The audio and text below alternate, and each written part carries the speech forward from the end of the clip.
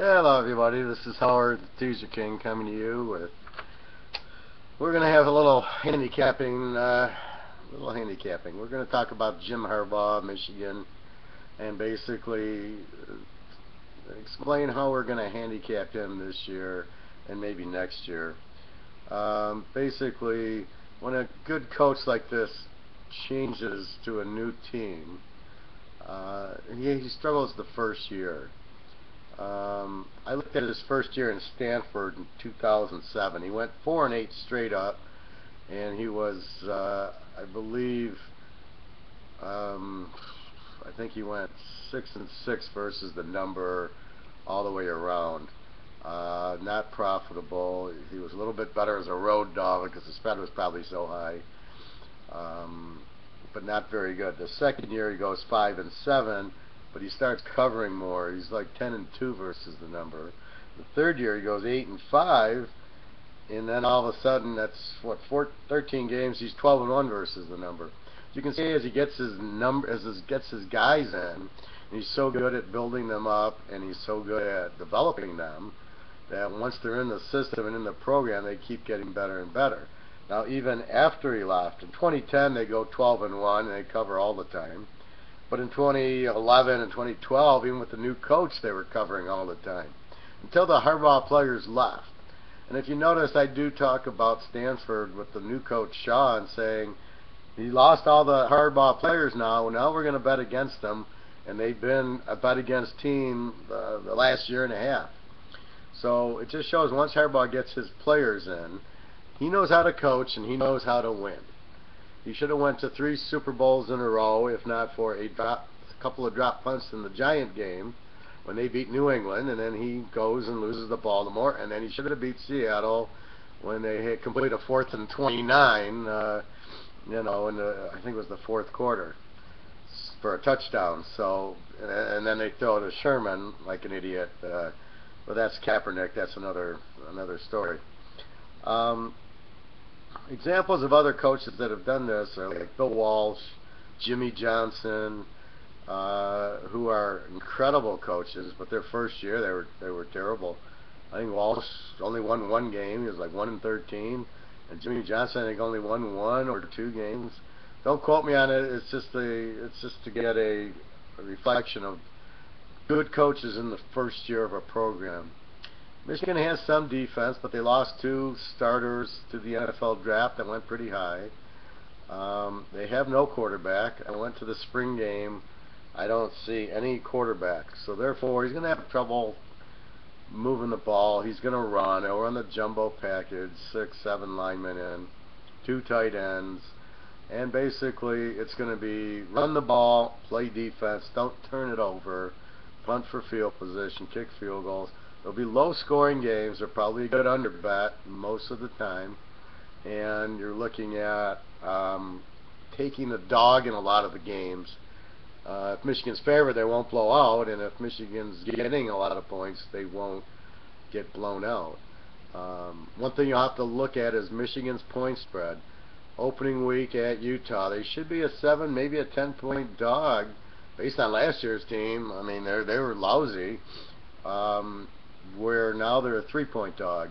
So this is the Harbaugh effect, where people will bet on Harbaugh even though they shouldn't, and they'll move the line accordingly. So what we're going to do is take advantage of the line moves. Where I feel there's a dramatic line movement that's wrong, we'll bet against it. I think the first game against Utah is probably a good under bet, unless the under is in the 30s. In college, it's usually not that low. But if it's in the 50s, I would definitely go under the first week against Utah. Utah's a very good defensive team. Michigan seemed to be a good defensive team at spring practice. They were just dominating, and the other team's offense couldn't even get a first down. I mean, it was really offensively painful to watch. The quarterbacks, were terrible. Defensively, they looked like the steel curtain. So with that said, you're looking at a very, they'll be sound. The Iowa quarterback coming in, he's not good enough to start at Iowa. Even if you got the Iowa starter, I wouldn't be all up. Iowa's quarterbacks didn't strike me as All-American or top draft picks if they're even drafted at all. So the fact he's a second teamer on Iowa, and I think he's injured, doesn't help me. There's a freshman out of New Mexico who's supposedly really good, but he's going to need time. I don't think he's in the program till the summer. So he's not going to be helpful. So basically, they don't have a quarterback. I didn't really see a big running back. If one does develop, because those, you can get a freshman running back come in and gain 1,000, 1,500 yards. You're not going to do it with a quarterback. Florida State's got a really good freshman running back. They had one last year. They have a great one this year. So yeah, you could run, and that'll help you. But basically, you need the quarterback to hit the receivers to balance the offense. The defense can't guard you if you're balanced. They don't know how they're going to pass. Are they going to run? Are they going to run a screen pass? Are they going to go long? Good luck playing defense. But if you know, hell, this quarterback's terrible, I'm going to crowd the line, you can't run because they're not afraid of the passing. So, anyway, that's what I see with Harbaugh. Another example is like Brett Bielema. He went from Wisconsin, where he was successful. I never thought he was a great coach, but he was a very good one. To Arkansas in the first year, they were terrible. They didn't win a game. Then they started winning last year. They were much better against the number. Should have beat Alabama. Now this year I look for Arkansas to challenge Alabama and Auburn and Ole Miss and Old Mississippi State and all the boys. Arkansas is joining the party. So that's what I think you're going to get with Harbaugh. I think this year, you know, it's maybe what they play. We're going to play 14 games, 12 games, 13, 14. I think they play 14 games if he gets to a bowl. 12 or 13, whatever. I don't look for him to go more than 500 against it. However, if you go under on a lot of the games, I think you'll get the money. Like I can see the BYU game, possibly the Oregon State game that Michigan plays. Michigan State should beat them. Penn State could be an under. These teams with the better defenses, it's just gonna be a defensive game. But next year is when you start betting them, and the year after. And keep in mind, the way the line's made is it makes the betting even, not the game. I get tired when people say, "Oh, Vegas they really hit the line. Look at, they said -7 and they won by 7," and I just roll my eyes because it's not what they're doing. They're making the betting even, so they win the juice. It's got nothing to do with they actually think, you know, Dallas is going to beat Seattle by 7 and they make Dallas a 7-point favorite. It's got nothing to do with that. It's to make the betting even. My job is to take advantage of that. So because it's near California and you got all the LA and San Diego people driving down to make the bets there, what you end up having is lines for the West Coast teams, USC, UCLA, being a little skewed, as well as Notre Dame and Ohio State. But because Harbaugh coached at Stanford and coached at the 49ers, what you're going to have there is a little bias. So he will be, plus Michigan's really biased. So you're going to have an extra, probably 3 points in all the Michigan games over spread, except for maybe against Ohio State. So be careful with that. That's why first year you bet against them.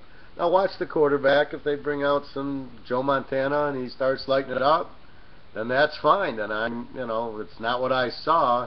So if you do get that, then that's fine. And then we'll adjust accordingly, and that's where my brilliance comes in, is making the adjustment and seeing, wow, this guy's good, and I can forget everything else and go, okay, now they got a quarterback, oh, they got a running back with that defense, now we're going to hammer Michigan. But that's not, right now that's not what I see. I see a very weak team without a quarterback, and if Gardner was their starting quarterback the last 2 years, and he was terrible, then it just shows you that you're really dealing with a weak program with a weak offense.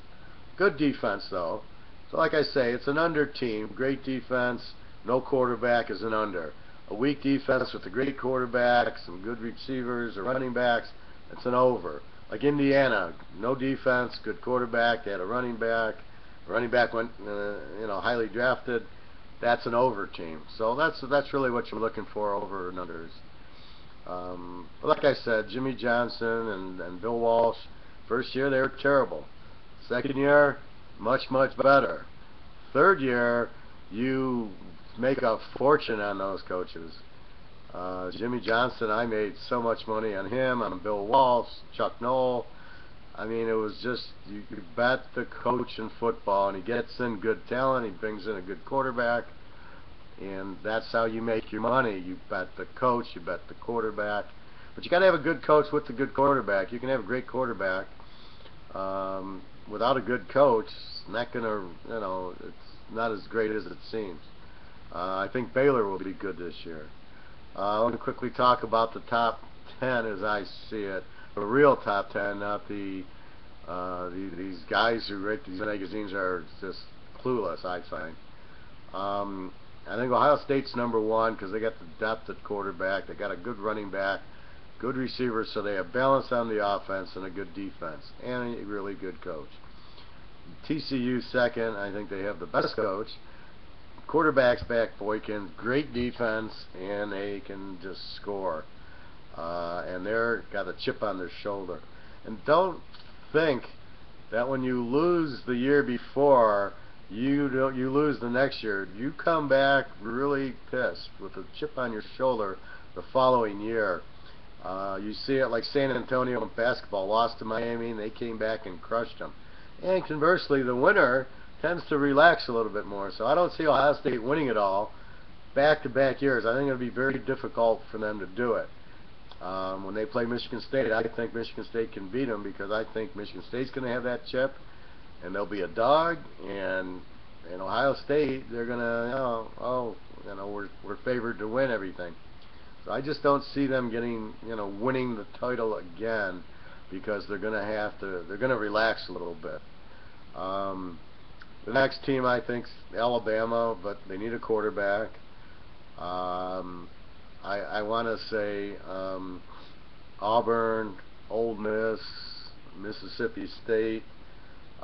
Those teams, there'll be one or two that's a top 10 team, probably 3 or 4 of them. Mississippi State's got their quarterback back. Mississippi lost their quarterback. They have great defense, and they got the wide receiver who broke his ankle back. Mississippi will get another quarterback. I'm not worried, but I see 2 or 3 of those teams in the top 10. I like Baylor to come back with TCU. So in the Big 12, both of those are top 10 teams. Oregon, I'm not sure because they got to replace the quarterback. And Michigan State's going to have payback. That's going to be a big bet for us, is taking Michigan State over Oregon. Oregon has a new quarterback, and Michigan State's got Connor Cook back. Got their defense is even better, and they can. They've got great runners. Michigan State owes Oregon, and they're going to pay him back this year, and that's what you look for. Without the quarterback, it's not an easy system. And I wasn't impressed with Oregon's defense. Not against Michigan State. Michigan State had them, but the Heat took them. So I look at Michigan State also as a top 5 team. They're right there with Ohio State and TCU. Then I think you got Alabama, Auburn, Mississippi State in that group. Possibly, Georgia and South Carolina a little bit behind them.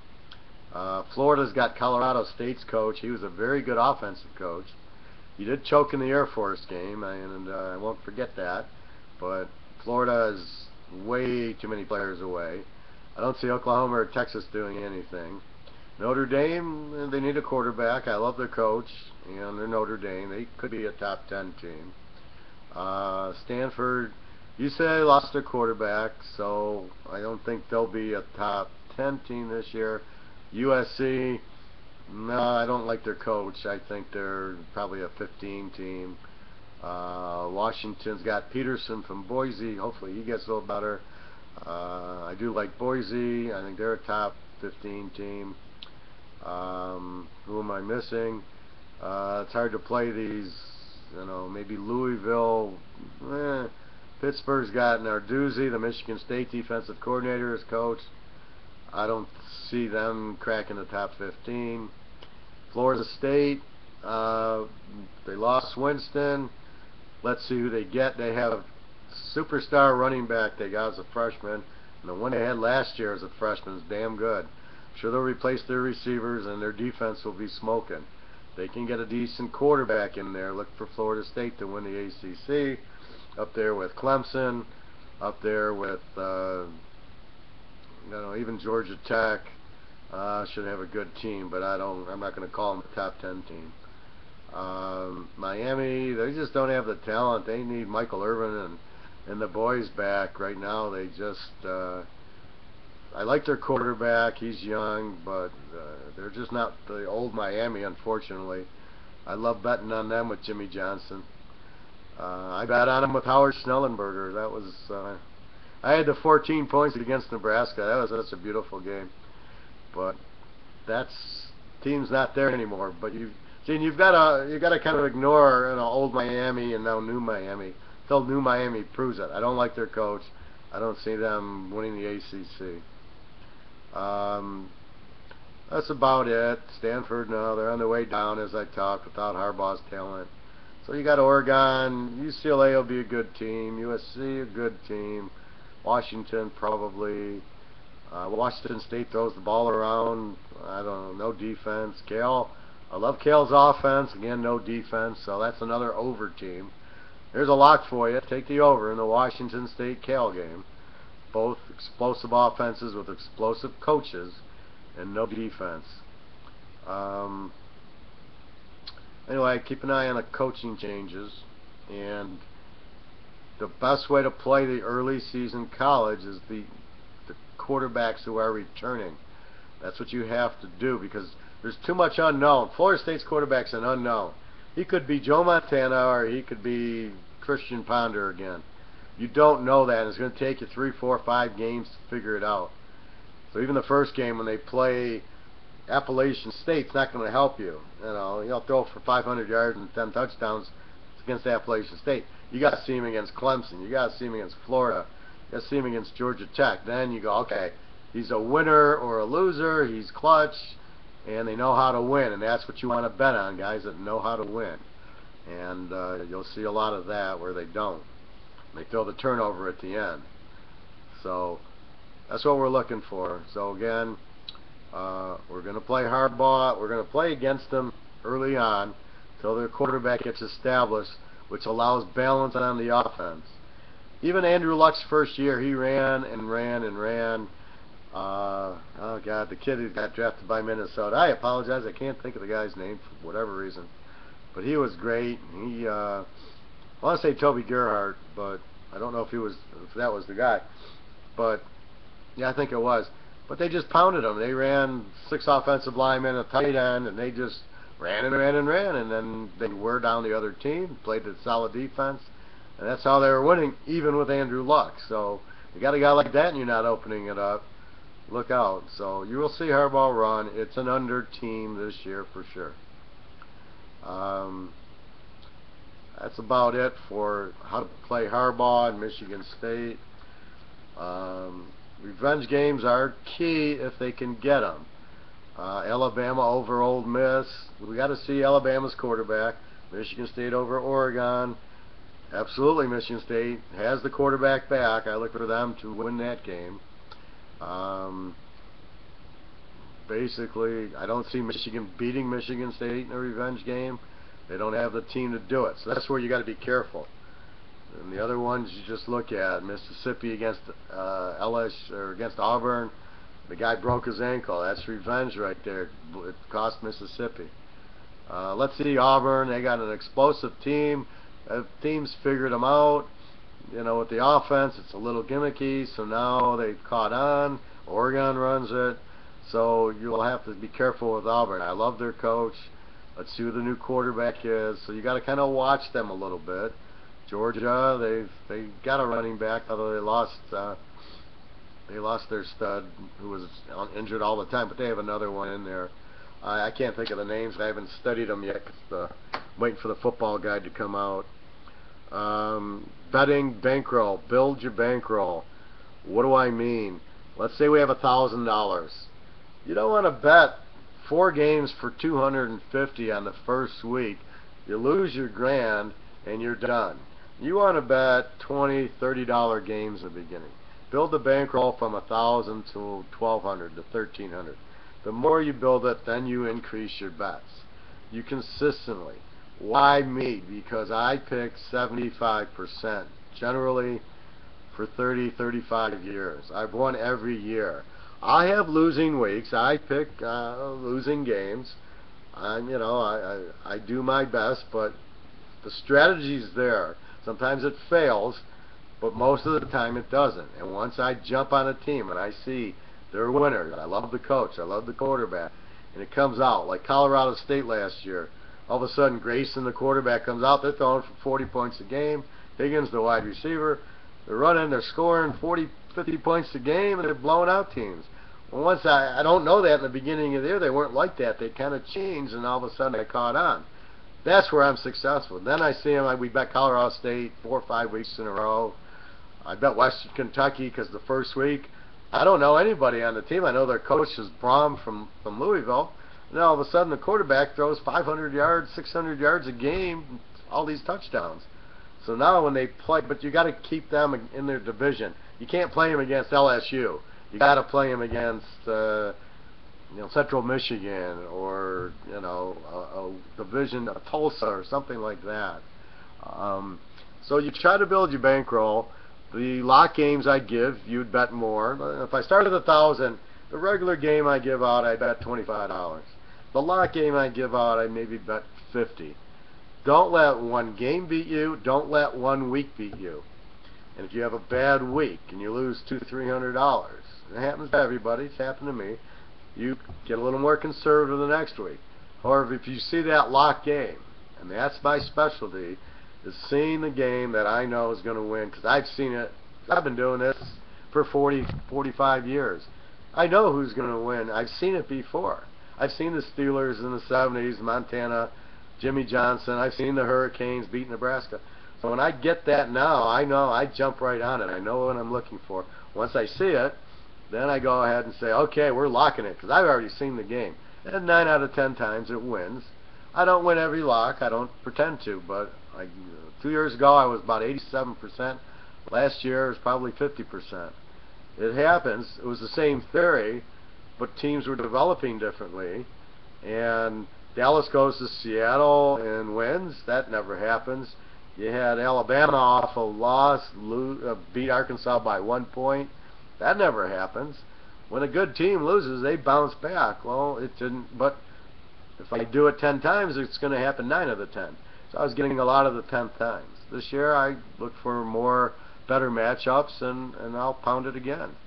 That's just the way it is. But it's been successful for 40 years. So every once in a while, you do have bad streaks and everything else. But I'm not worried about it. I know how to pick. I know how to win. I'm a winner. I know how to win. I know what I'm looking for. I got the trends all set out. So it's basically just going. But building your bankroll is most important. If I start with 1,000, I try to get it to 1,500. It's slow. It's 25 and 50s. But when I see that game, like last year, I started off with Baylor locking over SMU. That one, now I only had a couple hundred on it. Had they played it in November, I'd have had a couple thousand on it. That's the difference. But I love Baylor, and they won like 50-0 or 45-0, laying 30. So I mean, I saw the lock, and it came through. But it's the amount. So early, you want to grow your bankroll. And again, don't let one team bother you. Now, if you play, let's say you play a 10-team teaser, for example, or an 8-team teaser. Don't put $1,000 on it. Put $25, $50 on it in the beginning. You win 400 or 500. You play the 10-team teaser. You can play a 5-team, 6-point teaser. Don't play them for a lot of money. You just want to hit them. So if you play for 20 to win 400 or 500, and you hit it, now you got your bankroll going. If you lose, you lost 20. And if you get really good and you hit 5 out of the, let's say you play a 7-team teaser and you hit the first 6, and the 7th game's Monday night or Sunday night, now you got the game trapped. Let's say you bet 20 to win 400. Now you bet 200 on the other team that you need to finish it, and you either win 200 and lose 20, so you win 180, or you lose the 200 plus juice 220, and you win 400. So you either win 180 or you win 180. I think either way. So it's beautiful. I'd love to have bets where I'm going to win both sides And you could win both sides because you're going to play the game straight. So let's say you have your finishers Florida State -1, which it was for me 2 years ago, and you're going to play Auburn +7, and you can win both sides. And that's what happened to me. I won $5,000 betting 11, 10, 19 teasers. Florida State was the finisher when they beat Auburn for the title. And then I had Auburn back, and it was beautiful. Auburn takes the lead, Florida State wins at the end. But because I had them in multiple teasers, and I had them in an 11-team teaser, $20 to win, I don't know, 1,000 or whatever. I mean, it was beautiful. So I hit them both, but I couldn't lose them both. So that's what you look for. If you want suggestions on games, you email me. Sign up to the site. You can get the whole year is really the best deal because I do it every week. There's 17 pro weeks. There's 13 college weeks. You get the full season and the playoffs. That ends up where there's 25 weeks, and you pay, you know, a lot less than that if you buy the year.